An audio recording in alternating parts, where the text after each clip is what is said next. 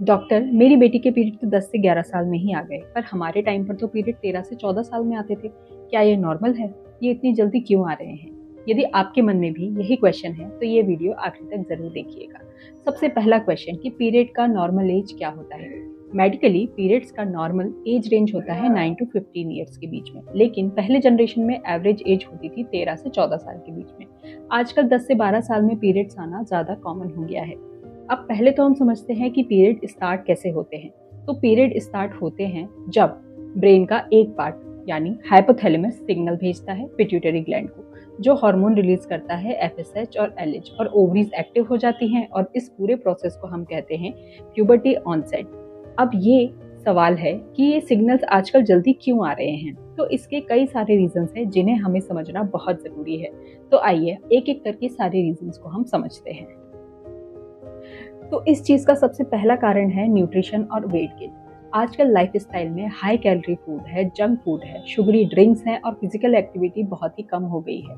इसकी वजह से बच्चों में फैट जमा होता जा रहा है और फैट टिश्यू एक हार्मोन निकालता है जिसे कहते हैं लेप्टिन, जो ब्रेन को सिग्नल देता है बॉडी प्यूबर्टी के लिए रेडी है। इसलिए ओवरवेट या ओबीज गर्ल्स में पीरियड जल्दी आना बहुत ही कॉमन हो गया है। दूसरा मेन रीजन है processed food and hormonal exposure. आजकल फूड में कई प्रिजर्वेटिव्स होते हैं, आर्टिफिशियल हार्मोन्स होते हैं, पैकेजिंग प्लास्टिक में हो रही है। ये सब एंडोक्राइन डिस्ट्रप्टर होते हैं जो बॉडी का नेचुरल हार्मोन्स को कंफ्यूज कर देते हैं, जिसका रिजल्ट होता है प्यूबर्टी जल्दी ट्रिगर हो जाना। थर्ड इंपॉर्टेंट रीजन है screen time and lifestyle. Mobile, laptop, TV, ये सारी चीजें जब बच्चे देखते हैं तो उनका स्क्रीन टाइम बढ़ता जा रहा है, जिसकी वजह से मेलेटोनिन हार्मोन जो है वो डिस्टर्ब होने लगता है और स्लीप साइकिल भी बिगड़ जाता है। और मेलेटोनिन का डायरेक्ट कनेक्शन होता है पिट्यूटरी की टाइमिंग से। कम नींद जैसे जैसे होती जाती है तो हार्मोनल इम्बैलेंस बढ़ता जाता है और पीरियड्स जल्दी आ सकते हैं। फोर्थ और सबसे इम्पॉर्टेंट रीजन है स्ट्रेस एंड इमोशनल एनवायरनमेंट। आज एक बच्चे का भी स्ट्रेस रहता है। Academic pressure, competitive environment, family stress, chronic stress से कॉर्टिसोल हार्मोन बढ़ता है और प्यूबर्टी को अर्ली स्टार्ट करवा सकता है। और सबसे लास्ट रीजन होता है जेनेटिक्स। यदि मदर की पीरियड्स जल्दी आए हैं या बड़ी बहन के पीरियड्स जल्दी आए हैं तो हो सकता है कि नेक्स्ट जनरेशन में भी पीरियड्स जल्दी आ सकते हैं। लेकिन सारे फैक्टर्स को कंट्रोल किया जा सकता है सिवाय जेनेटिक्स के। तो क्या पीरियड आना डेंजरस होता है? जी नहीं, हर केस में पीरियड का जल्दी आना डेंजरस नहीं होता है।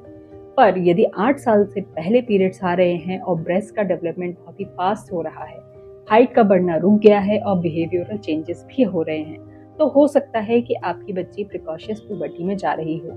ऐसे केसेस में आपको गायनेकोलॉजिस्ट से या पीडियाट्रिक एंडोक्राइनोलॉजिस्ट को जरूर दिखाना चाहिए। अब सबसे इम्पोर्टेंट सवाल कि यदि ऐसा हो रहा है तो पेरेंट्स को क्या करना चाहिए।